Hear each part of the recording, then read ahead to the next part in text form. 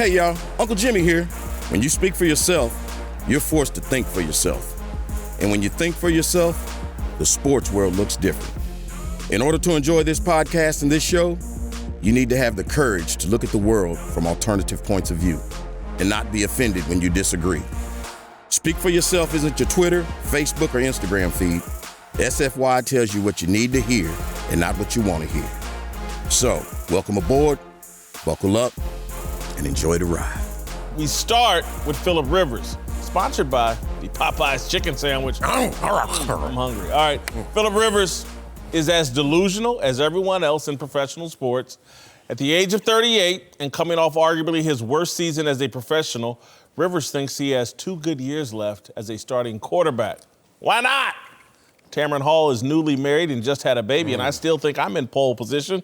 Men, we're driven by our delusions of grandeur. Shoot your shot. The Chargers finished 5-11 last season. Rivers tossed 20 interceptions and 23 touchdown passes. His 88.5 passer rating was his lowest in 13 years. Yesterday, the Chargers officially dumped him, announcing they would not attempt to re-sign their quarterback of the last 16 years. Rivers immediately announced he'd like to play 2 more years. The Indianapolis Colts and the Carolina Panthers are the most likely destinations for the past his prime quarterback. Neither place makes sense for Rivers. Rivers shouldn't sign with any team that is expecting him to be their full-time starter. That will be a disaster for Rivers and the head coach. Happiness is attached to expectations. If Rivers signs with the Colts or Panthers, expectations will be raised in those cities to levels that won't be remotely easy to reach. You sign a veteran quarterback with borderline Hall of Fame credentials, and fan bases start fantasizing about the playoffs and Super Bowls.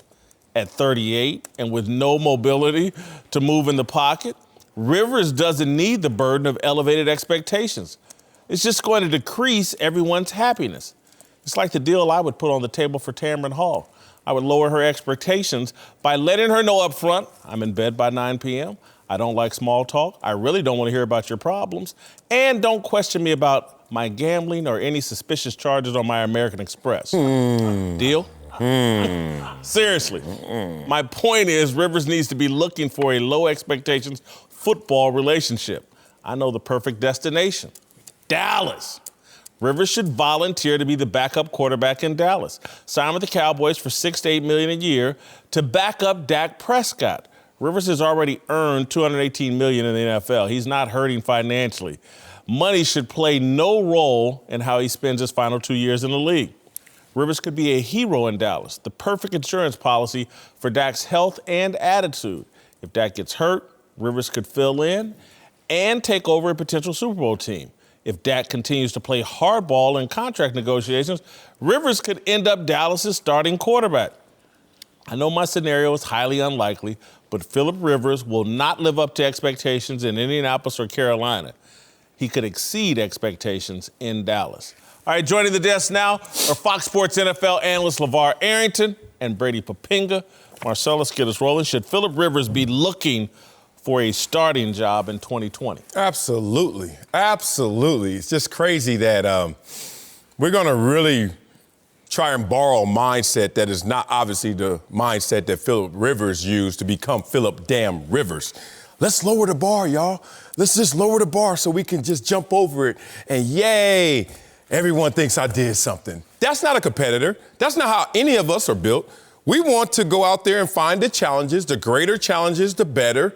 And then we're going to try and accomplish that. And what he's suffering from is just trajectory and the issue that statistics have with your trajectory. And I always talk about this to young players. I'm like, look, I know you want to be good. I know you want to be great, but timing matters as well.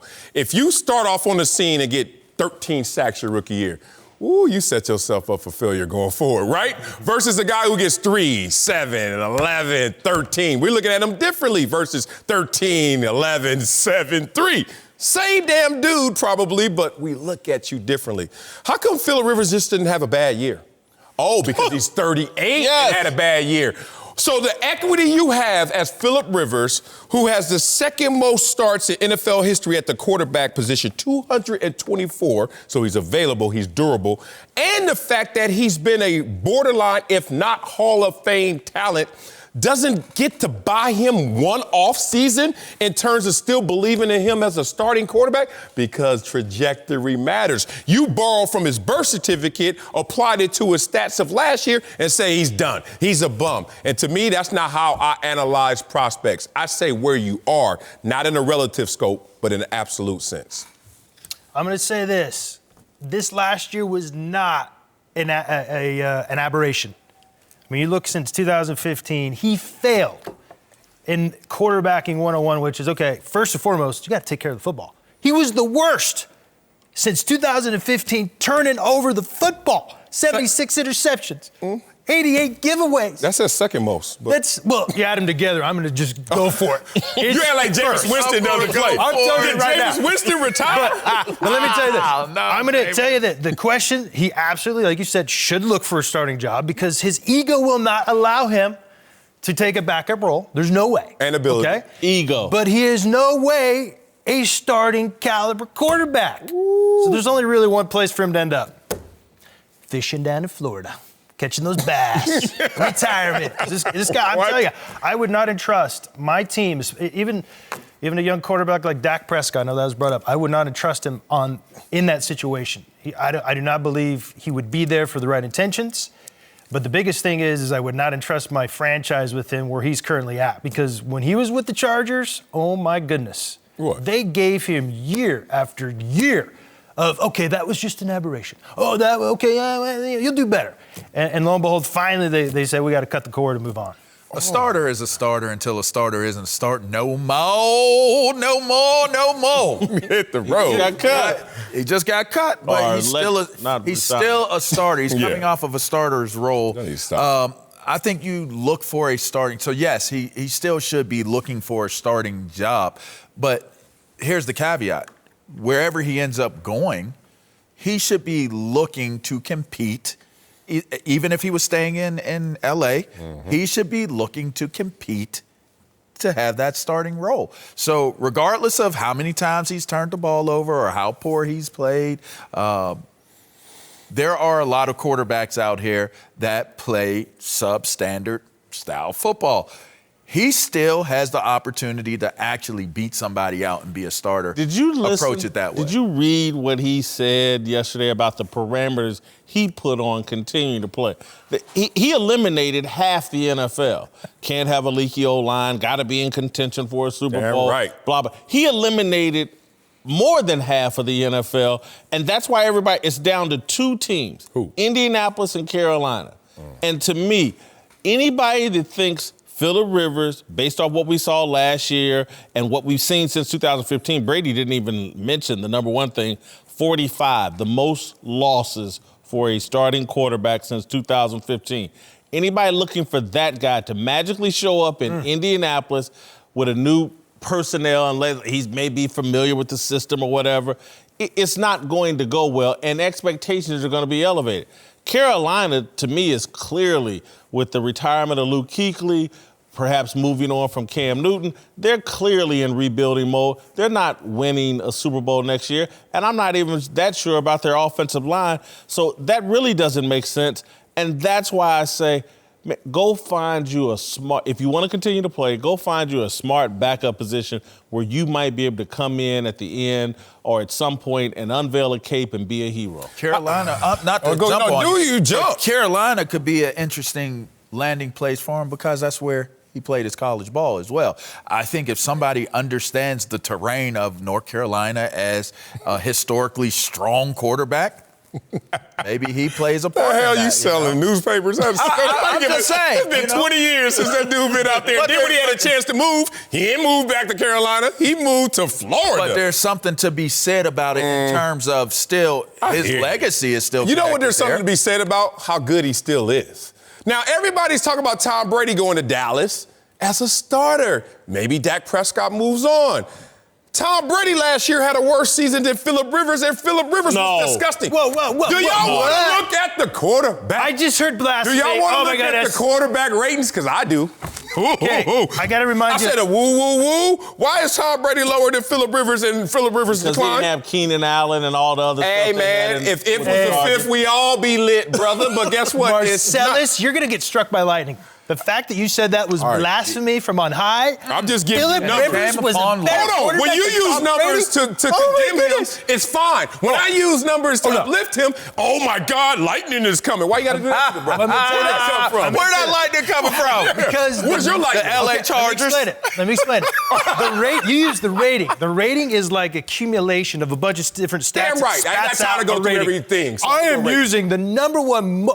Second to the scoreboard. Okay. The number one most impactful stat that determines an outcome of the game is turnover. I'm with you, brother. And the fact that he was the worst and most careless, I don't care what quarterback you compare him to in terms of rating. What about completion percentage? What about accuracy? That doesn't matter at this point. Because if you turn the ball over. So Tom Brady can have a worse one than Philip Rivers too, and that's as long as he doesn't turn the ball over, he's playing better at the quarterback position. Brady didn't have the personnel, and that's the other indictment of Philip Rivers is everybody thinks, if you plug in the right quarterback, the Chargers can win. I respect that and I agree with that, but let's not act like the Chargers didn't have issues. Let's act like their running back wasn't there in the beginning, so they had to go through that transition. Offensive line issues. They lost Derwin James, so the secondary was different. They had like almost the measles of issues all around the team. You see, I'm selling it right. And the constant was Philip Rivers, who was in decline last year. But to the level of you were a borderline Hall of Famer, if not Hall of Famer, to one bad year, you are now a backup? Come on, man, I can't go that far. It happens to a lot of people. I want to move on, Brady, because we don't have a lot of time. Brady. Listen, I think as strategy, this would be smart by Dallas to try to lure Philip Rivers. Again, Michael Irvin's talking about playing hardball and things getting ugly with Dak. Go sign you a veteran quarterback as a backup. That's really playing hardball. Big dog, I don't know this answer. You ever met Philip Rivers?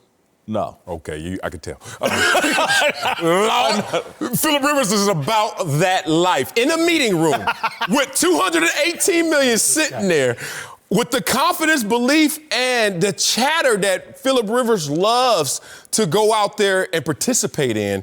You imagine in that meeting room when Dak is getting the red laser on him and Philip Rivers is like, I got something to say about that. But I'm going to say that in private. But when we go on that field, it's for public display. Dak throws one interception. People are eating their popcorn looking like, ain't that Philip Rivers on the sideline? I ain't going to say nothing yet, but wait. He throws another pick in the same game. Reverse.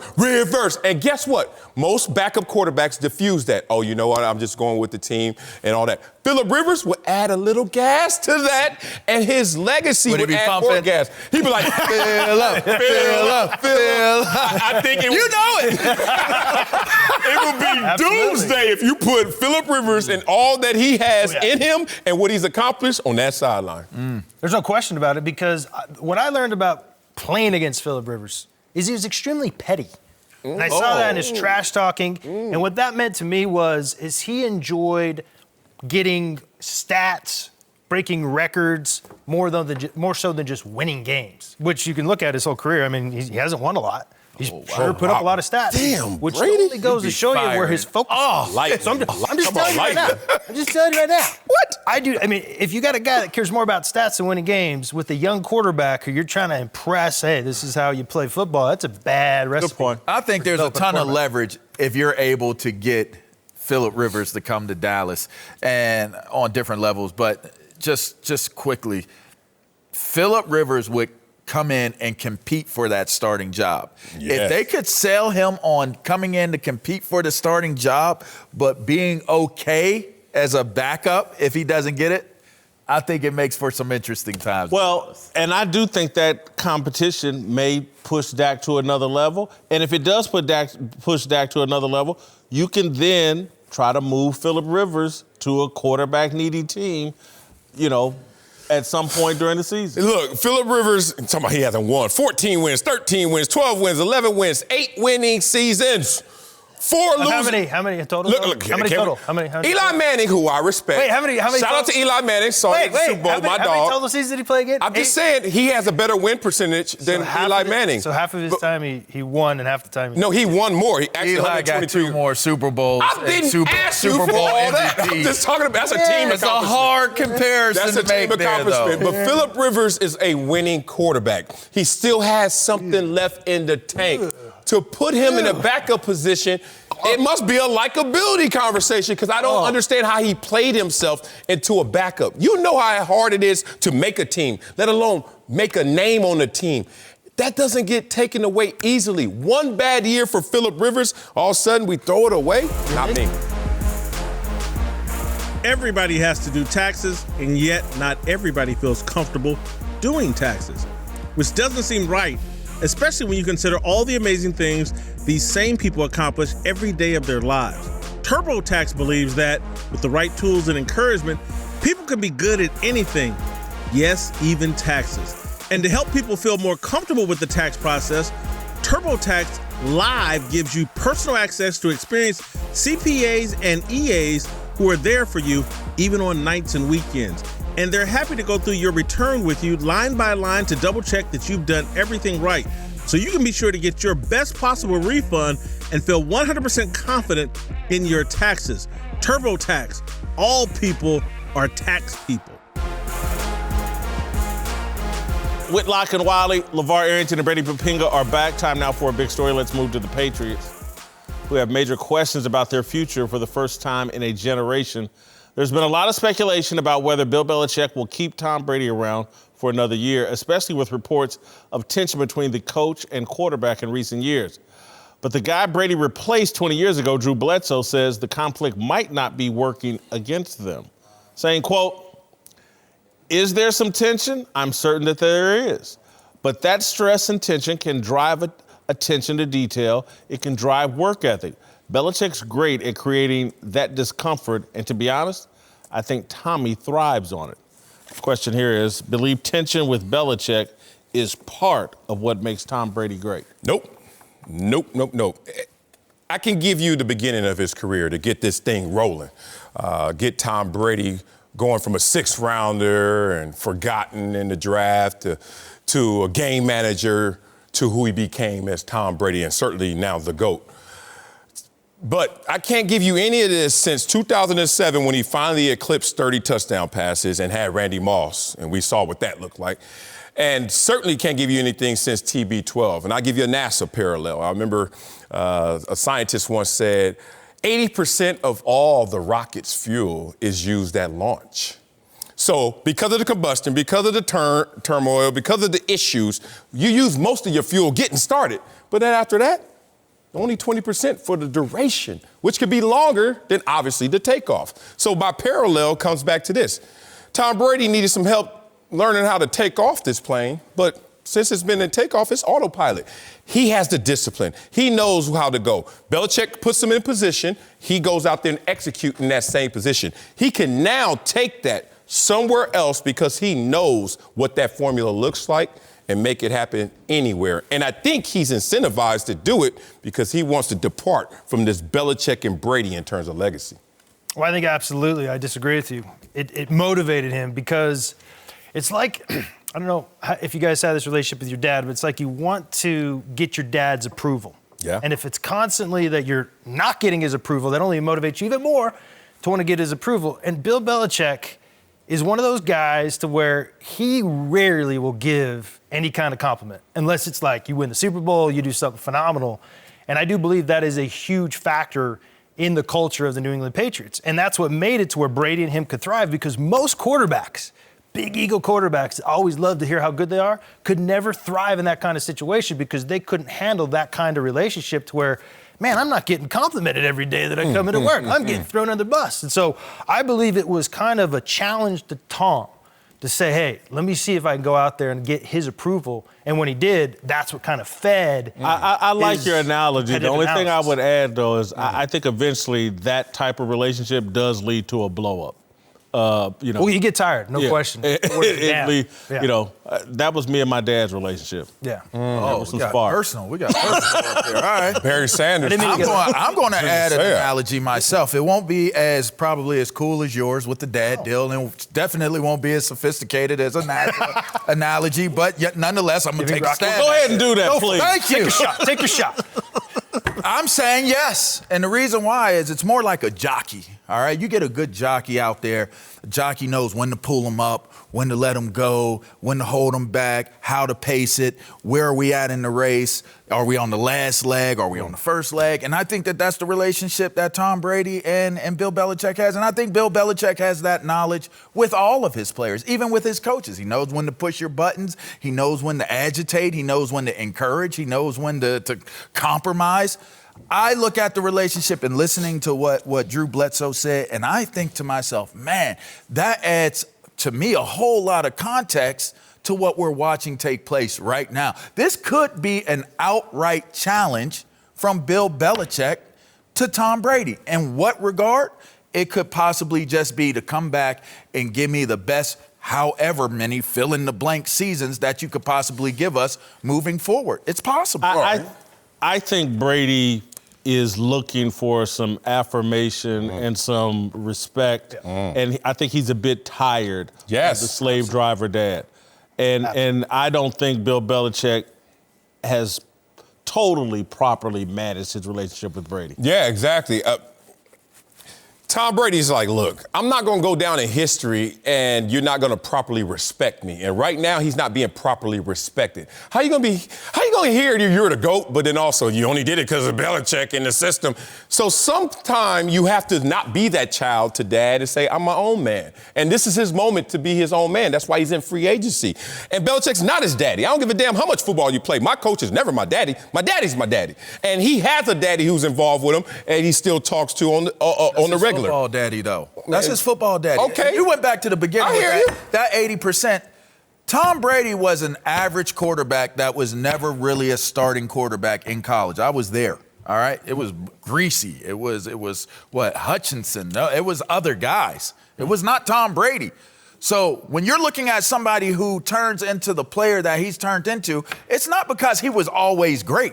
We don't have to always be great. So that's when the you problem look at with this example. But he's back. He's back. We keep saying that he's plugged into the lifeline. He is back into the position. Belichick for the umbilical cord. Like, I can cut it. It's time for me to go. Because of his age and where he is currently at in his career, he is almost in essence in the starting point of where he was at when he came into the National Football League, which means that Bill Belichick's opinion of him matters at this point. Hell no. Let me say this. 80%. All parents out there, your job is to build the hardware into your child. That means give them the structure, give them the understandings, and then let life give them software. And you can apply any software to the hardware that you built, and it's going to be able to function. And if this is his football daddy, it's time to see if the software is going to apply in L.A. with the Chargers. Joined now by Fox NBA analyst Rick Bucher and USA Today NBA reporter Mark Medina. Let's move to Philadelphia, where the 76ers have failed to live up to the massive expectations this year. Currently sitting at 5th place in the East, there's been a lot of talk about the Joel Embiid and Ben Simmons combination not coming together the way the team had hoped. And now, according to ESPN's Brian Windhorst, other teams are preparing for the possibility that Philly could end up trading Embiid. Will the 76ers trading Joel Embiid be the right move? No, not at all. Let's just rewind to last year this time and look at the NBA landscape and our projections, and did they actually turn out as expected? No, they didn't. No one saw Toronto being that. Everyone said, okay, outside chance, and that was being nice and courteous to them. So I look at this situation as simply like an investment. Trust the process was an investment. Patience. We're going to invest in this young core, and we're going to tank and then have these new assets, and we're going to let them fully blossom. And since this is an investment, let's talk in financial terms. Unrealized gains and realized gains. What have they realized? If they were to get rid of Embiid right now, would stop short of that full investment coming to maturation. So I can't imagine the Philadelphia 76ers winning the championship without both of those guys. So why would I trade one of them? Now, I would look to move someone, and it would be the coach.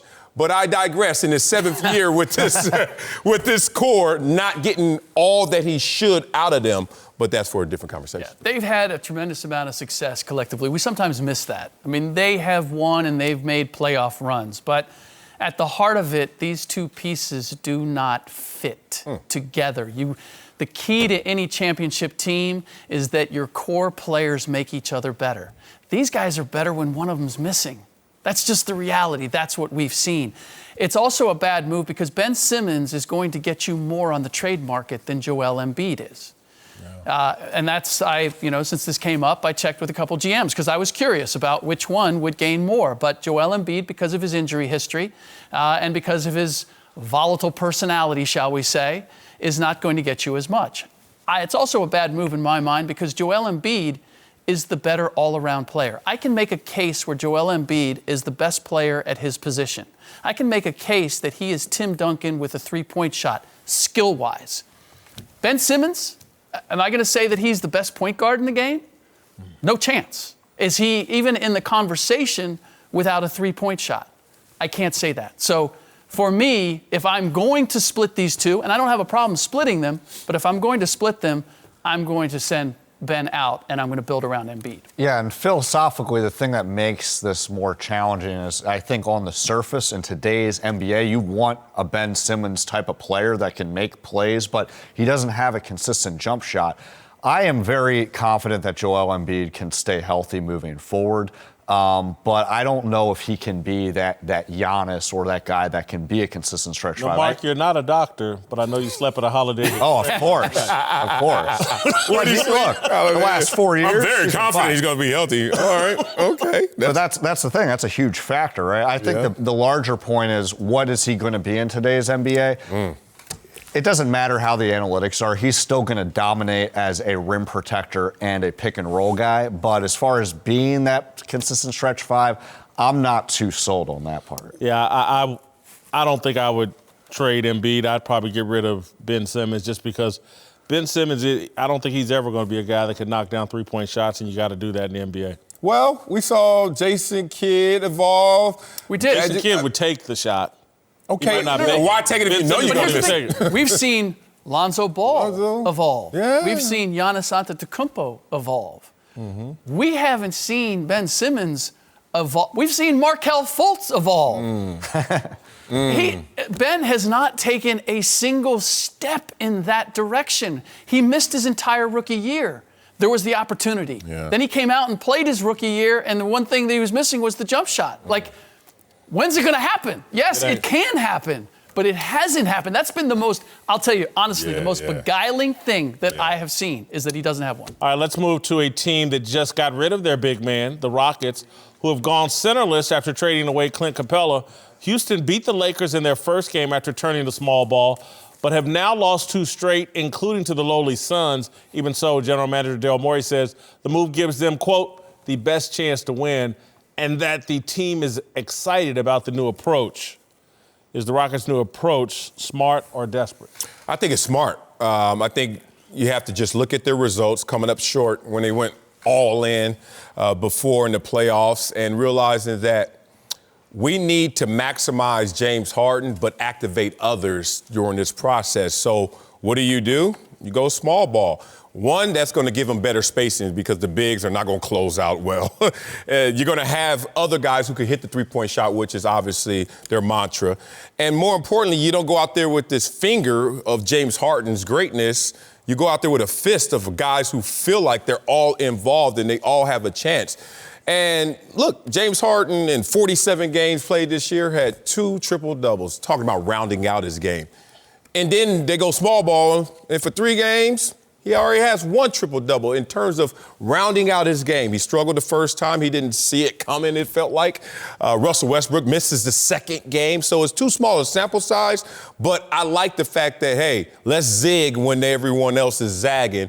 And we saw what the Warriors did with their depth lineup. Maybe they try to replicate that. Yeah, I think it's smart and desperate. I think it's a little too ambitious. I talked with Daryl Morey shortly after the trade, and he was saying, look, we're comfortable beating the Lakers. We think we have what it takes to beat them. Maybe in a regular season game, 1 playoff game, as far as a series, barring health, no.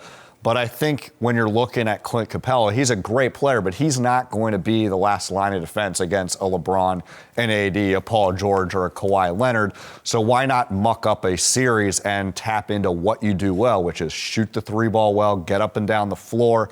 And I think that could be enough to be a speed bump against either of those teams, but it's not going to be enough to upset them in the playoffs. Can I throw a third option in here? It's What's convenient. It's convenient to say that this is the way that they want to play because Capella was costing them too much money. They wanted to get off of his money. And so they fully believed that whether it was Tristan Thompson or Scalabrine on the buyout market, that they were going to get another cheaper version of Clint Capella. This wasn't by design, it was by necessity. So they're making the best of it. Is it the ideal? Are they reinventing the wheel? No. You're making my point then. It's pure desperation. They've held on to Mike D'Antoni forever. This to me seems like, well, let's try one more thing to see if Mike D'Antoni can get us over the hump. And we made this big move for Russell Westbrook. It doesn't make sense. Let's come up with an offense that hopefully justifies this move for Russell Westbrook. It's all desperation. It's not, there was nobody sitting in a room going, I discovered it. This is what we need to do. It's all by necessity, as you say. There's power and there's genius at times in unintended consequences. True. Let's be real. True. How much of our life is just by design that we've benefited, and how much is like, oh, I didn't do that, but guess what? Or I did this and I didn't see that coming. So I'm not mad at them for the original thought not being this, but they're here. Right. And all of a sudden, Russell Westbrook is now a power forward. And he's not that by size, he's that by tenacity. Sure. He goes in there with the bigs and is like, I don't care. I'm not respecting your space. I'm coming at you. 41 points, 39 points, good field goal percentage in both outings since they went small ball. And then Harden is all of a sudden saying, oh, I could go roundabout and everyone's going to have their proper space. I'm more with you. It's a speed bump, but it's a fighting chance versus the other way we know they were going to be at now. Right, I feel like the Rockets this past year have been making moves to correct the mistakes of before, but it leads to new issues. So, for example, I think they made the right move with trading Chris Paul because he and James Harden were on the same page. There was the injury concerns that Chris Paul was facing in recent years. But with Russell Westbrook, as much as they may have solved the on-court dynamic and given the team a new look with pace, he can't shoot the ball. Yeah. And so here they might address the weakness of Clint's consistency on defense, but when you don't have a center, you can't really do much in the NBA. LaVar Arrington and Rick Bucher are back with us. Time now for Darnell's question of the day. All right, take it away, homeboy. Yes, sir. Let's move to America's favorite dad, LaVar Ball, who's up to his old tricks. In the latest episode of his reality show, Ball and the Family, LaVar actually suggested to Lonzo that he and LaMelo should put all their money back into the relaunch of his Big Baller brand. Check this out. As a family, we just gotta stick together. Like, okay, we good. Put your money over there. Put my money over here. So put his money over there. Melo over here. We put all our money together. That's where the venture capitalists come in and say, we got $100 million for y'all. We don't need to have $100 million. We got it right here if we put our together. Man, the media was talking about some bull the other day. They said, man, LaVar, you need to be just a father. I said, what is me and Zoe supposed to talk about? I said, I ain't never talked about no birds and the bees and all that. I said, I talked to him about two things, Big Baller brand and basketball. Y'all stop. All right, I want to ask you guys, should LaVar Ball just focus on being a father? Yeah, that would be great. He might have to read a book first about it. Wow. I mean, the man just said, I talked to him about basketball and Big Baller brand. Yeah. Sounds like a business manager. Yeah. That sounds like an agent. Yeah. But yeah. But yeah. Yeah, but that part. Never shut up. Read my book. Let me say this. I think what he was saying is part of being a father. We got to respect the latitude of what a father is supposed to instill in his kid. And some of that, if not a lot of that, needs to be uncomfortable because it's more uncomfortable to face that in the real world. Now, what he's saying is fine as a father. How he's going to go about what he's saying is the issue. You have to hire smart people who are in that lane of business that can make the conversion of your image, your fame, and turn it into greater fortune. If not, just stay talking basketball because that's the best lane for Lonzo. If you're going to try to convert that into a business, you need to understand a lot more than just, hey, he's famous and we got T-shirts on. That was the failure for the first round. So I'm not mad at him as a father because I wish my father was one of experience to talk about more things, and two, deeper in those experiences so we can go uncomfortable into those moments. I wish I knew what a CPA was until I hired one.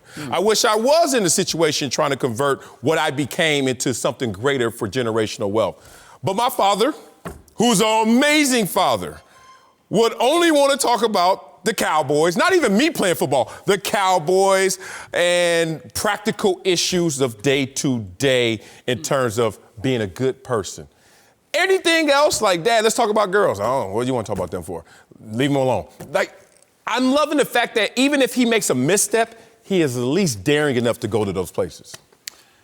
One of the greatest lessons I've learned when it comes to being a parent is that it's not just what I say. It's as important that I listen as I speak. And this is what stuck out to me, is that he says, I talk to him about basketball and Big Baller Brand. Not I talk with him about basketball and Big Baller Brand. He doesn't care what Lonzo or LaMelo think. So he doesn't know where they're coming from. And we all saw it. We were all laughing. You saw the look on Lonzo's face. He can talk all he wants about the grand plans. It could be the greatest business plan ever. Lonzo's not having any of that. So the first thing you have to be able to do is communicate and open up a dialogue with your kids in order to get anywhere. That's clearly not what LaVar has right now. So whether he's going to be a father or not a father, he's got to figure out how to have a relationship one way or another with his kids. Yeah, should his focus be on being a father? Is that the question? I say he doesn't have to solely, he does not have to solely Is there something more important? Is it more important? Yes, it is. Is there something more important than being a father? The first priority is to be a present and productive father. But does he have to limit himself to just being a father? I say no. And here's what I'll offer, and just a different perspective and a point of view. When I look at LaVar Ball, and I've done a lot of looking because I have to hear his name probably more than anybody else, all right? LaVar, right? So I've come to realize that he's only got really one entertaining son that doesn't come across as introverted, all right? And I look at LaMelo as he's the one that can carry a room or bring some personality. Lonzo is a quiet guy, unassuming. The real LaVar Ball, this is my assumption, the real LaVar Ball is a strong, steadfast dad. It's not present for us to see. It's not present for us to dissect and analyze. He does this purely for entertainment and brand building. And regardless of if you agree with it or if you disagree with it, he will carry their brand, and he carries it by trying to create a brand with the Big Baller Brand connected to it. They go with it. That's why they're all on the show. So I look at him as he does prioritize being a father. When he says things like, I talk to them about those things, I really think that the man has figured out a way to keep his personal life and business with his kids personal, and that's why they support him. I'm sorry. That's what I think. I got it, but man, this show is fearless, and it's about keeping it real. And we got to judge on the facts. Lonzo's looking at his dad like, man, I got to put up with this again. And to me, this is their level of support for, Dad, we're going to go along with your little Facebook show. But in terms of getting all our money all tied up in Big Baller Brand, that you really haven't demonstrated any any skill, expertise, anything, we're good. We're going to help you with your little Facebook show. We'll come on here and we'll put up with this. But I sit here, and I'm just keeping it real, and I'm not trying to beat up on LaVar. LaVar's probably well-intentioned, but my father was somewhat wealthy at some points and then flat on his ass broke at some point.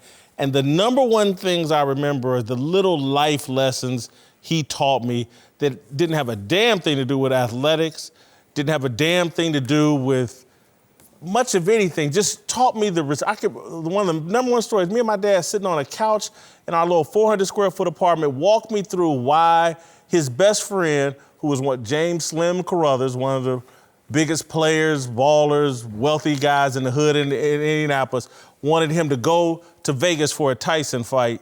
And my father was like, nah, I ain't doing it, because Slim Carruthers was gonna have to carry the financial weight. And my father taught me, he told me this story to tell you, there's a responsibility when you accept something from anybody. People always just think, oh, well, someone gave me something. And my father was like, no, there's a responsibility when you accept something, and I'm not letting this man carry me out to Mike Tyson in a Vegas fight on his dime. I'm gonna do for me, and if I can't do it, I ain't doing it. But that's his dad. No, that's his friend. You're talking about his friend. I'm talking about my dad, but I'm talking about the lessons. He told me this story, just me and him. I just listened to a man say, I talked to my son about basketball and Big Baller Brand, and it breaks my heart. This is not what young black men or any child needs from their father. Basketball and Big Baller Brand, there are so many things a father can impart to a child that I'm 52, and this conversation happened when I was 17. I think about it all the time when people offer me things and I say no, and people are like, why are you doing that? So there's a responsibility. And again, people don't understand that. It's like when a young lady gives you something that you desire, there's a responsibility that goes along with that. Be careful just accepting anything that's offered to you. I understand that, but what you're saying is a different relationship, but let's find a common ground here. We can't make full assumption that this is the only way that he has conversations. You take him at his word. But no, you're taking him at his entertainment value. And that could be shtick. And let's just be real about this. As you said, Rick, kids don't learn as much from what you say, but what you do. Yes. And LaVar, fortunately and unfortunately, only learned such a bandwidth by what he saw. And I know about that because I'm from the same neighborhood as him and his family. Now, what that means is we got to look at this situation and be smarter about it. We have to start to learn, hire people around you. Let's stop with this whole, let's have all of nothing instead of some of something. Smart people will come in and say, I need 10%. But guess what? You are going to be in a better position. But he's fighting that because basically where he's from, he's like, they only here to rob, and they only showed up when you became something. So the family got us here, the family will get us there. I'm here to tell him there are people you can trust that are more intelligent in the lanes that you want to go be a part of, but you got to trust in it. Until now, he didn't have this issue. But now he does, and if he doesn't employ better people, his son's gonna keep looking at him side-eye. Jason Whitlock, Marcellus Wiley, joined again by LaVar Arrington and Rick Bucher. Time now for the most fearless discussion of the day. Let's return to the Gayle King, Snoop-Kobe Bryant controversy.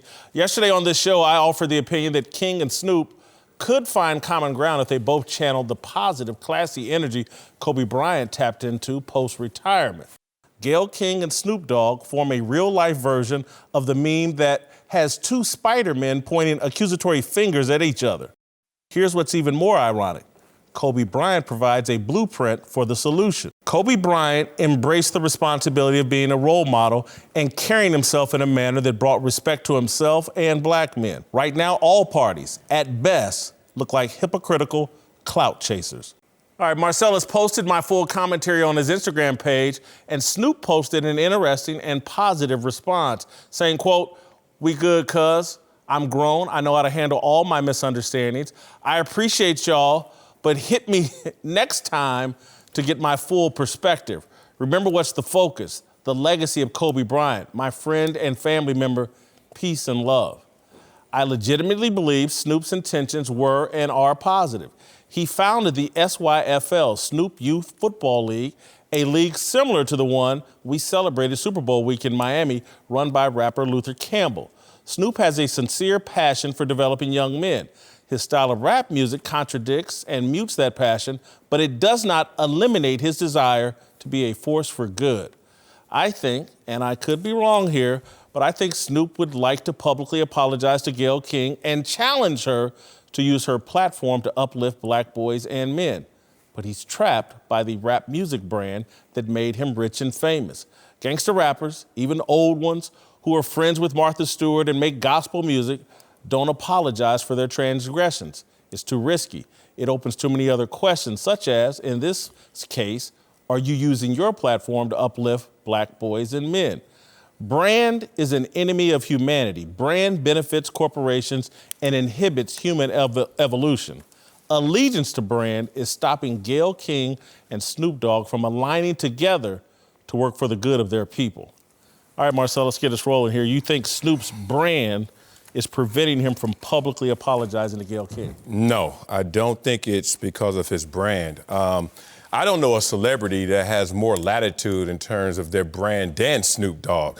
Man, let's do it. I met Snoop Dogg through my headphones on Slauson and Normandy when I was listening to Deep Cover for the first time. And I was like, I live vicariously through gangster rap at that age, not impressionable by the lyrics, but just like, oh, these are my circumstances, but that's how you chose to deal with them. So a gangster rapper who has a cooking show now with Martha Stewart that is DJing, gospel rapping, and that will teach your kids how to tackle. Don't forget reggae. And reggae is not a guy that is like restricted by brand, I will say that. But I'm not into the conversation of telling someone to say sorry, because I think it robs them of the potential sincerity that you need to come to that place yourself. So I don't know if Snoop, and I don't know if a lot of people from not only our culture, but our subculture respects the two reasons I've learned to say sorry. And growing up, I only knew one. The only reason I said sorry growing up is because I was wrong. But then I got older and more mature and saw more and experienced more and realized that you also can say sorry if you make someone feel bad, if you just contributed in any regard to them not feeling at their best. And now I incorporate those too, but I'm not gonna force Snoop to get to that place because Snoop has to arrive there himself and he has to feel that conviction. Maybe he doesn't feel like he wronged her or that she should feel wronged by what he said because he spoke his truth. Right. And what is his truth? This is the thing that I don't know if a lot of people are talking about, but this is the issue with the Kobe Bryant situation, why it's so much going on with it. One, people don't want Snoop to disrespect Gayle because he felt that she disrespected Kobe's legacy. You don't fight fire with fire. But Snoop is like, yo, I'm defending Kobe Bryant's name because it wasn't properly litigated post-trial. His name was dragged through the mud without really a counterbalance in those moments. And let's talk about those moments. The evidence report suggested that maybe she stopped short of going through the trial and he wasn't convicted. Not only not convicted, but innocent. But not only that, maybe falsely accused. So you got Snoop sitting there saying, my man may have been falsely accused, and we are now going to litigate this. We didn't do it when he was alive. We didn't do it post-trial. And now we're going to do it when he doesn't have a defense because he's gone. Yeah. And that's where I think all the energy is coming from. I'm not saying that Snoop needs to apologize. I just don't like calling people out their name when you disagree. But before you go, Rick, you've made a hell of a point because a lot of people, I've had deep conversations with Ray Lewis. Oh, my man. With Ray Lewis. Saw him Friday with Snoop. I saw him and Snoop together on Friday. I have a deep understanding from Ray's perspective of what happened in Atlanta. Say it. And he's convinced me like, people are out here acting and reacting to bad information and don't really know what's going on. And that same feeling that Snoop may have about Kobe, I have about Ray Lewis. And I saw Ray Lewis the night that all went down, White Mink. I was with Ray Lewis that night, but let's not go there. But that's the point. I know exactly where you're coming from. So, yeah, I believe that Snoop has apologized. He just did it through you. He wasn't doing it directly to Gayle, but his saying that there were misunderstandings, he's already recategorizing what went on between him and Gayle, that there was a misunderstanding of what she was saying and what he was saying. Well, so he mistook why she said what she said or why she asked the question and what her intention was. And so that makes sense to me. Sometimes we can't go directly and apologize to someone, but I'm going to say, you know what? I feel really bad about what I said to LaVar. Knowing that LaVar is going to find out that what I said, that I feel badly about it, and I feel that there was a misunderstanding there. I'm 100% with you. I don't think his brand gets in the way because he's a game show host. He's on a cooking channel. Like, he doesn't have to defend that rap status, but there's also a matter of, like, this is very much a divided issue still. There are people that feel like what Snoop said, there was merit in what he said. And on the other hand, no merit in the way he said it, but I get what But he you're went saying. too far. Yeah. But then there are people who are saying that he ultimately went too far and he attacked Gayle. And just as a distinction, regardless of how it went down, to ask the question of that incident affecting Kobe's legacy, whether he was completely innocent or whatever it was, the fact of the matter is that it was something that happened, and how do you resolve that with everything else that we've seen Kobe become? That's still something that merits being asked when we look at the fullness of how we think of Kobe Bryant. Yeah, I don't think his brand impacts him wanting to issue an apology, and I think some of the information, I guess, in terms of the wound is still very open and it's very fresh on what took place. And I don't think that is even been really discussed in the whole, entirety of the conversation. If there were one thing that I would look at, and you touched on it, if there were one thing I look at and say, just from my dealings and knowing who Snoop is, knowing that he's a dope, influential leader to our young guys. I mean, being a coach at Long Beach, seeing him and how he interacts with the guys and the respect level, him being a granddad at this point, not just a dad, but being a granddad, it would probably have been the way that he presented it, the presentation of what he said. If there would be anything that I'd look at, and if me and Snoop was rapping right now, I'd be like, do you regret possibly the way, we coming for you, or calling her out of her name in a disrespectful manner? Would you apologize? Would you have felt some way about that? Knowing the type of person he is, 100%, that would be the one thing. But let's not get out of context, right? The context of his message still remains. That's not what he would be to me, this is my interpretation. I don't think he would be apologizing for what he said. It's how he said it. No question. But it would certainly be how some of the things that he presented and how he said it. And I, trying to walk a fine line, have defended the intent behind his message, because I do think there need to be some challenges issued that direction. And if he had, and you know what, I'm gonna criticize and say if he had said it a different way, we would be having that discussion. But we actually are having that discussion. We are. And it's because I'm just telling you, the point you made has blown me away, because I'm telling you, when people say crazy things about Ray Lewis, I get emotional. Behind the bell. Because I have, one, I know what he does in the Baltimore community. I know where his heart really is. And it's like, no, I don't really think you understand the situation. And so I can see where Snoop is coming from. But I said this over social media yesterday.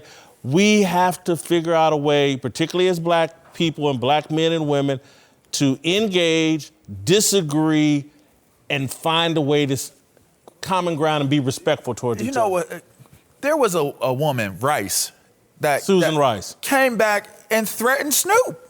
And I get why she did it. I get it. Reasons why. But again, I will defend Ray Lewis. It was but there's no real differentiator in how outraged she was and how she came at Snoop and how outraged Snoop was because of how they came at Kobe. So to me, what you're saying has so much merit and validity to it, because can we communicate better than that? Like, why would Rice come out and say what she said? I don't see people jumping up in arms like, can you believe she said we got an army and you'll lose, Snoop? Like, you're turning it into a whole nother set of issues coming out of one singular issue that could have been resolved with one singular conversation. And the pendulum of ethics continues to swing. And that's why it's so important to get to the second level of apology, because when you make someone feel bad, when you call someone out their name, it's okay to say, I'm sorry. When you call me or Whitlock or Uncle Tom a sellout just because you disagree about our stance on any issue that affects our community, then you are not enlightened fully. So I'm going to help you because we see the lack of understanding and empathy that happens. Gayle King to Kobe's legacy. We thought that that was not sensitive. Then Snoop responds with the fire to that fire and goes at Gayle King, and then the pendulum of ethics continues to swing. Here's one thing I want everyone to know, and I'm going to stay behind the veil with this. Snoop and many other people out there are saying that we have seen black men killed over false accusation. This is what they're saying. And Kobe is dead.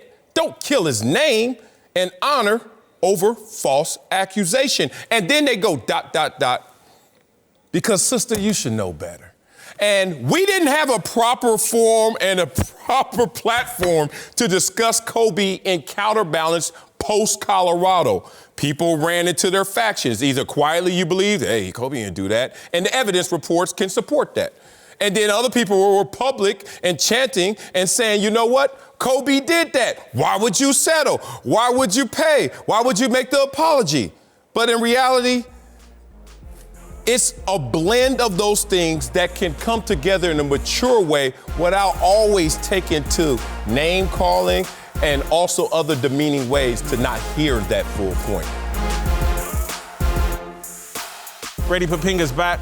Let's move to our guy, Michael Strahan, who we all know holds the NFL season sack record with 22 and a half.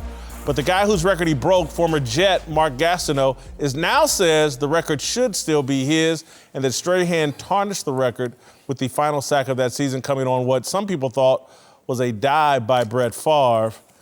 All right, Marcellus, what do we think Mark Gastineau's motivation is here? I think he feels like he got robbed, and who wants to get robbed? And not just in the present, but forevermore, because his legacy took a huge hit because he lost the one record that we will always associate with his name, and we did for so many years. I want to correct him in saying that I don't think that Brett Favre took a dive. Thank you. Brett Favre was like, I'm not taking his hit. Thank you. It's a big difference. Leaving the huddle saying, okay, we're going to get this. Oh, and if you watch the play, and I've watched it from the wide 22, they were doing run action bootleg, and guess what Strahan was thinking? My record. And he just said, abort the run play. Bubba Franks, my dog, sitting there. Yeah, that's what happened. So I'm sorry, Gastineau. You didn't get robbed here. You're just going to have to accept it. Well, I'm sorry. I hate to break to everybody. I've talked to Brett Favre about that play. Ooh. And guess what he said? What? He basically gave it to him. Oh, don't lie to me. Oh, yeah. I asked him straight up. I go, Brett, did you give Michael Strahan that sack? And he goes, and walks away. Which that to me is like, no, that ain't it. That ain't it. I know, Brett. I don't buy it. I know Brett is good. Yeah, and I was like, I got you, Brett. I don't buy. I got you. Peyton Manning's given up that sack 1,000,000 times. Every time. 1,000,000 times. Well, why do you think the Giants went and celebrated around Favre after he broke the record? Because they were saying, thanks, Favre, for helping our guy out. Look, that dude was going to. Mike Strahan was getting that sack. If he had completed the play, Mike Strahan was going to take his head off. Did you see Bubba Franks' effort in blocking? I'm not lying. He changed my lens. Everybody was doing run action. Exactly. And Bubba kind of came out with some old happy pass I actually heard Brett tell the story, how they talked about it in the huddle. So I'm just telling you, add it all up together. He never absolutely said, yes, I gave him a sack. But it wasn't like, no, man, that was just a good play. I don't know that blocking formation that Bubba's But let's get back to the question. Let's get back to Mark Gastineau. Here's the thing. Mark, you're a phenomenal guy. Don't let one sack change your self-image. And that's what I believe this is. A lot of guys get caught up in who they are as a player, and they forget who they are as people. Yeah, I get that. And they have that basically determine their self-value. And I believe right now he's holding on to something that I'm going to tell you what this is all about. It's about the Hall of Fame. Ooh, he's looking at people get into the Hall of Fame, and he's like, well, hold on, man. I had the sack record. I was 5-time Pro Bowler, 3-time first-team All-Pro, 2-time second-team All-Pro, and Harold Carmichael just got into the Hall of Fame, and his Pro Bowls and All-Pros don't stack up to mine. Yeah. I think Gastineau may have been on the All-Decade team of the 70s or somewhere close, or maybe he was second team. 80s. And so I think this is about the Hall of Fame. And he feels like if he had that sack record, he would have a hell of a case for the Hall of Fame. And what happens with the guys at his age, there's a bunch of money to be made. Bunch of money to be made. Be it with that gold jacket. That's a hell of a retirement package, and he wants it. And he played before they started to count sacks, so he has those few years, even though he didn't have a lot of sacks. But then when he did, 19, 22, and 13 and a half, and he's basically, I love that. You guys are both right. He wants to get in, and he's like, look, I have enough of the numbers. You're talking about a guy that had 74 career sacks by today's standards, wouldn't get you in, but because of what they meant in those days, and he had the record, makes sense. And now you convinced me. And literally, I think this is a play to get his name back into the public. Okay. And to start a conversation. Let's give him a Hall of Fame. We won't give him the sack record, but we put him in the Hall of Fame. Yeah, it's good consolation. But three seasons enough for a Hall of Fame status with the sack record? That's Gale Sayers, Terrell Davis. You know, in his mind, there's a lot of guys that, you know, think they should be in the Hall of Fame. He's another. Uncle Jimmy's here to talk about our approval ratings for Phillip Rivers, but first, You know. who's your big dummy of the day? Big dummy of the day goes to the person that said that happiness is attached to expectations. Yeah, twice he said that. I like Is that for you or her? I have no idea. Which one said that? All right, let's talk Phillip Rivers, who was looking for a new team after the Chargers decided to move on after 16 seasons. Is that it? Rivers has put up some huge numbers throughout his career, but he's also completely underachieved in the postseason. Marcellus, you think Rivers is a Hall of Famer? Hell yeah. Top 10 passing God. yards. Top 10 passing touchdowns. Top 10 passer rating all time. If you top 10 in your sport all time, you are a Hall of Famer, especially if you have the second most starts in NFL history at their position. Yes, Hall of Famer. I believe he should be inducted into the San Diego Chargers Hall of Fame. The Ring of Honor? In their Hall of Fame. They should be immortalized in San Diego as one of the great quarterbacks of all time, the second best San Diego Charger quarterback. Greatest dad, though. All right, Uncle Jimmy, you have any thoughts on Phillip Rivers? No love for Phillip. What we have here is a classic case of projectile stammering. This is a form of psychosis that affects the neurological neutrons to which the patient projects his innermost insecurities onto a totally unsuspecting human being. Ooh, this could be deep. See, your little soliloquy earlier about Phillip Rivers? Yeah. That's a classic example. Of what? See, it reveals a very, very disturbing phenomenon inside Job's little twisted psyche. In other words, boy, you burnt up. You crazy. Or here, let me break it down in food terms for you. Boy, you a few French fries shy of a Happy Meal. Look, and you can't say that you don't resemble the remarks made about you and Phillip Rivers. The similarities are uncandidly. Douglas, I'm listening. Travel with me. All right, let's go. Now, I know it's gonna be a little scary, but we gonna go into the deep recesses of my nephew's disease-infilled mind. I'm out. Now, he said Phillip Rivers shouldn't be in the Hall of Fame. Yeah. All right. He a lot closer to getting to the Hall of Fame than he is into getting into Tamara Hall's of Fame. Phillip Rivers spent 16 years at the Chargers and was unceremoniously released. Just like my nephew spent 16 years in Kansas City before being involuntarily separated. Yeah, get him. You said Phillip Rivers' percentage completion ratio is at an all-time low. Hey, who threw more incompletions in Miami than you? You talking about Phillip Rivers in this strange release motion. I have to tell you, I ain't never seen a stranger release motion than you taking out running during last week's show to go to the toilet. The good news is, look, you ain't hopeless, despite of what your mama say. Okay? Dang. Look here, in true projectile stamina fashion, look here, you projected your own cure onto Phillip Rivers. What'd you say? You said he needs to go to Dallas and take a backup role. Yes. Well, you got a first stringer right here, unsigned. Well, maybe you need to take a pay cut and come sit on the bench behind me for a while. Hey, me and Darkless can handle it. Okay? You sure? I'm telling you. You doing Whitlock? We got this. You ain't doing no Whitlock, right? We call it Too Dark and Lovely. All the smoke for real. For real. I got Phillip Rivers Cut down on lighting. 58 role player right now. 58? Yeah. Wow. Drop 3 points, 58 role player. Not quite GOAT status. Man, he's an all-star, and that's Hall of Fame level if he just finishes out his career without going too much more into decline. But I give you the roses while you can still smell them. All-star. All right, the internet agrees with you, Marcellus. Exactly. Give him his 67% all-star.